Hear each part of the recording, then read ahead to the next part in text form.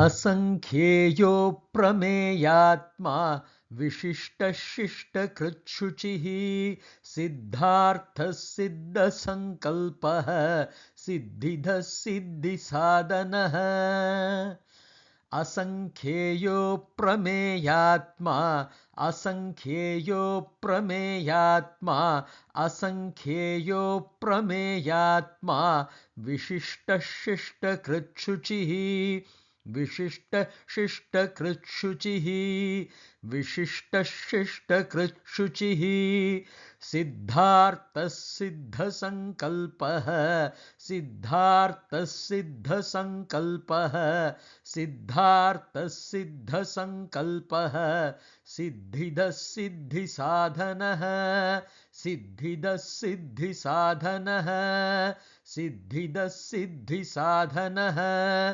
असंख्येयो प्रमेयात्मा विशिष्टशिष्टकृच्छुचिः सिद्धार्थः सिद्धसङ्कल्पः सिद्धिदः सिद्धिसाधनः.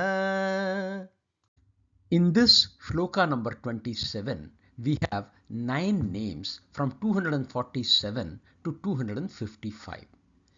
The 247th nama is Asankhyeya. For the purpose of Pushparchana, we say Om Asankheyaya Namaha. One whose attributes, names, forms, etc. are innumerable. Sankhya is number, as in one that can be counted or quantified. Asankhyeya is one who cannot be quantified. Shankaracharya gives his anubhavam as Yasmin Samkhya Nama Rupa Vedadihi Na Vidyata. One for whom a counted number of attributions based on the names as in properties and forms as in expressions is not possible. Acharya uses na vidyata as in it is not known. God is a concept that cannot be objectified is the essence here. In tradition, we quote Bhagavad Gita, in which Arjuna describes Lord Krishna as such in chapter 11, shloka number 16. अनेकबाहूदरवक्त्रनेत्रं पश्यामि त्वां सर्वतोऽनन्तरूपं नान्तं न मध्यं न पुनस्तवाधिं पश्यामि विश्वेश्वर विश्वरूप. For meditation purposes, this means God is not an attribute that can be logically understood. When you put a number to it, it is quantified, as in the concept which can be logically analyzed. Meditating on this nama should train our mind not to think of God with the intent to objectify. We should realize that God in terms of identifiable properties will remain innumerable, the infinite, and as a concept and in terms of form is everything and remains an indeterminate. Asankhyeya establishes that Bhagavan is both infinite and indeterminate.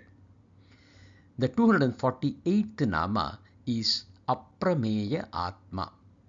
For the purpose of Pushparchana, we say Om Aprameyatmane Namaha.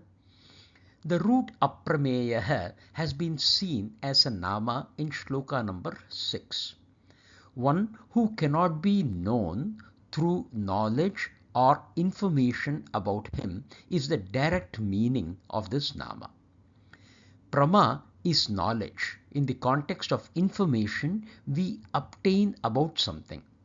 Pramata is the person who is in the process of knowing. Prameyam is the object that is known. Pramanam is the means through which you get the knowledge. I am seeing a computer in front of me. I am the pramata. My eyes are the praman, the means.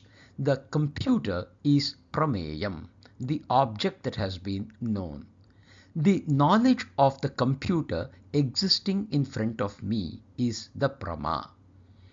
This nama establishes that Bhagavan is Aprameyam. This means as an object, God cannot be perceived. God cannot be objectified is again the value here. We have Vedic references from Yajurveda which declares na tasya pratima asti yasya nama mahadya saha is the way that it puts it. For the meditation purposes, we need to contemplate on the value that any informative knowledge I have can only come from a source. If I am unable to identify a source, then that knowledge is not authentic. Core quality of a good leader is that they know what they know and they know what is the reference to that knowledge, as in the source of that knowledge. Remember, the value is I am aprameyaha and all that I know is prameyaha, based on something. I should be aware of the knowledge I have and the source of the knowledge when I look at something. However, the looker, the subject, remains aprameyaha. Let us understand the term praman here. Shastra speaks of 6 kinds of praman: pratyaksham and anupalabdhi. These are direct source of knowledge. Anumanam, upamanam, arthapatti are indirect source of knowledge or derived knowledge. Shabdam is based on belief. We call it Shraddha. Herein, the source of that Shabda Praman becomes the point of reference. In this nama, the emphasis is the subject, as in the I, remains aprameyaha, one for which no praman can be attributed. The 249th nama is Vishishtaha. For the purpose of Pushparchana, we say Om Vishishtaya Namaha. So as per dictionary, the meaning that we get for the word Vishishtaha are particular, respectable, specific, peculiar, etc. The one who transcends everything in his glory is the Supreme, which is Vishishtaha. Something that is other than the 3 bodies, something that is other than the 5 koshas, something definitely different from the finite world of perishable things is Atman. Atman, or the soul, is the witness in all the states that we are in. It is the base and the enabler to everything. Shankaracharya gives his anubhavam as Atishete Sarvamatho Vishishtaha. The term Atishaya is very well known, wonderful, preeminent, a wonder, etc. This nature of being very well known yet hidden is indeed a wonder. Hence he is Vishishtaha. A second anubhavam an Acharya shares is Bhagavan is unique because he does not have to depend on anything else and he excels in everything. A third value attributed on this nama is based on the word Shishtaha. Shishtaha means discipline, as in conforming to norms. Based on this, the anubhavam expressed is Bhagavan is Vishishtaha because he is supremely disciplined. For meditation, we need to focus on the value that I am unique, I am supreme, and that I am the one who is in charge. It is not my desires and attachments that should drive me. The kshetra, the field, provides circumstances, and I, as its leader, carry the responsibility or duty to nurture it. The 250th nama is Shishtakrit. For the purpose of Pushparchana, we say Om Shishtakrite Namaha. A Shishtakrit is both a disciplinarian and a nurturer.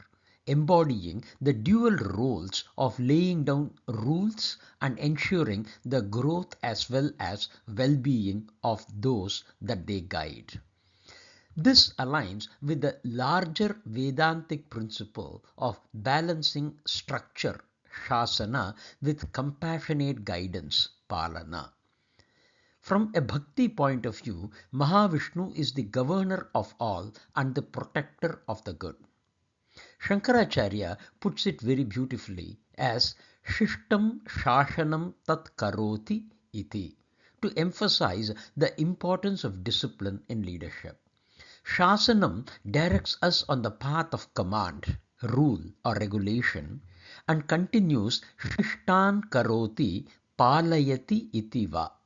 Herein, the emphasis is the importance of nurturing and guiding as a key role of a leader. A direct meaning, Krit, attributes a doership to the Shishta, the disciplines. But we are seeing this as a leadership role. Shankaracharya uses examples to show how Samanya Vachanam of doership in Shishtakrit gains the position of a Vishesha Vachanam as applied to a leader. For the meditation purposes, the value is to focus on the importance of discipline in life. As a leader, make yourself both a discipliner and be disciplined while focusing on nurturing through compassionate guidance. The 251st Nama is Shuchihi. For the purpose of Pushparchana, we say Om Shuchaye Namaha. This Nama was earlier seen in the shloka number 17. Also, the Nama came as a prefix to the Nama Shuchishravaha in shloka number 13. Bright, white, pure, clean, etc. are the meaning one can find in the dictionary for the word Shuchihi. Earlier, for the shloka number 17, we had taken purification as the value. The mere thought of God purifies us. Further, we established that impurities are only associated with objects and not the subject. To address Punarukti dosha, the defect of repetition, here the value attributed is Niranjan. As Shankaracharya puts it, Niranjanaha Shuchihi. As per dictionary, Niranjan means void of passion or emotion, a supreme being. As a supreme being, Bhagavan is devoid of passion and emotion, hence he is called Shuchihi. The 252nd Nama is Siddhartha. For the purpose of Pushparchana, we say Om Siddharthaya Namaha. The Upasarga Siddha comes as a Nama in the shloka number 11, which we have already seen, and will come again in shloka number 88. The pratyayam suffix artha comes as a nama in shloka number 46. Siddha is one who has attained spiritual perfection or liberation, the moksha. Their state is characterized by contentment, which is tripti, and self-sufficiency, which is atma sampattihi. And nivritta is one who has completely withdrawn from worldly affairs, the life, the desires, the karma, etc. Shankaracharya goes a step further and says, Arthyamanaha Sthasyati. The emphasis is non-involvement or non-participation, even if sought by those committed in the path of karma, seeking the Siddha Purusha for worldly or transactional affairs. It must be observed that showing resistance is also a participation. Non-participation happens when one is not influenced or gets involved in such worldly affairs. This is an internal maturity and not escaping the situation or resisting it. In support, Shankaracharya quotes the mantra from Chandogya Upanishad 8.1.5. Satyakamaha satyasankalpaha syat etasmin akshare क्षीयमाणे यम लोकम कामयते स कामम tam lokam jayati tam cha kamayate.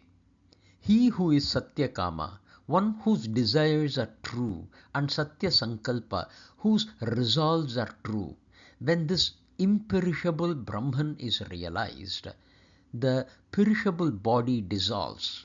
Whatever world he desires by his mere will, he attains and masters that world. The mantra emphasizes the importance of purity of desires and steadfastness of will. These qualities come naturally as one progresses on the path of self-realization. One who has this mastery is Siddhartha, which is the Swarup of Bhagavan. The value we take for meditation is to pursue the realization that it is the desire to have which reduces the ability to get it. While I must have an aim, as in I must have an objective, I should be free of desires. The desire holds you back when you encounter a hurdle. When purpose or the objective is the driver, you will acquire the power to overcome the obstacles and allow the creativity in you to flourish. As Siddhartha, I am content with what I have and I continue to strive for the objectives. And more importantly, such objectives are driven by dharma, the sense of righteousness, and the pursuit of your desire towards Kshetra Paripalana. The 253rd Nama is Siddha Sankalpaha. For the purpose of Pushparchana, we say Om Siddha Sankalpaya Namaha. The Upasarga, the prefix Siddha, comes as a Nama in the shlokas 18 and 81. Acharya gives his Anubhavam for this Nama as Siddha Nishpannaha Sankalpaha Asya. One whose will or determination, the Sankalpa, is perfected, Nishpannaha, and always fulfilled, Siddha, is called Siddha Sankalpaha. Here again, Shankaracharya quotes the same mantra from Chandogya Upanishad, which we saw earlier. This use of the word Satya Sankalpaha is the attribution to this Nama. From a bhakti point of view, as in from a devotion point of view, we take the value that Lord Vishnu, or the one supreme God, the Paramatma, enables those who are devoted to ensure their Sankalpa is successfully accomplished.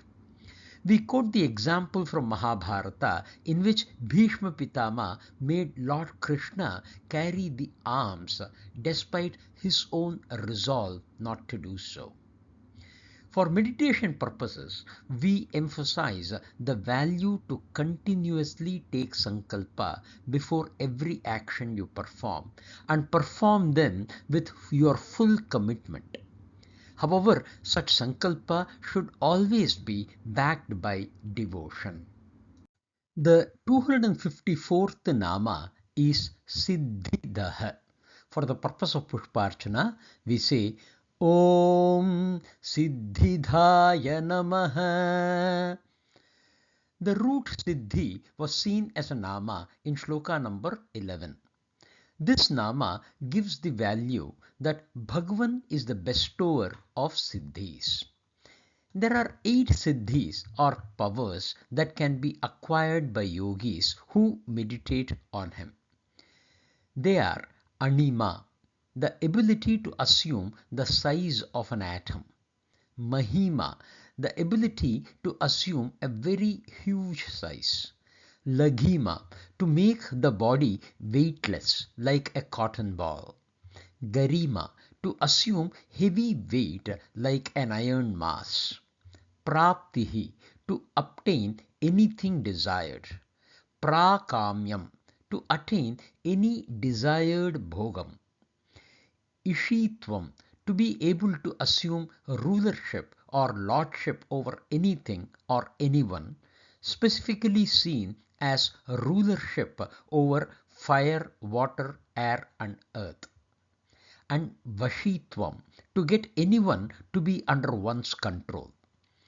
The mention of these siddhis are found in Bhagavata Puran, Shiva Puran and Vishnu Puran.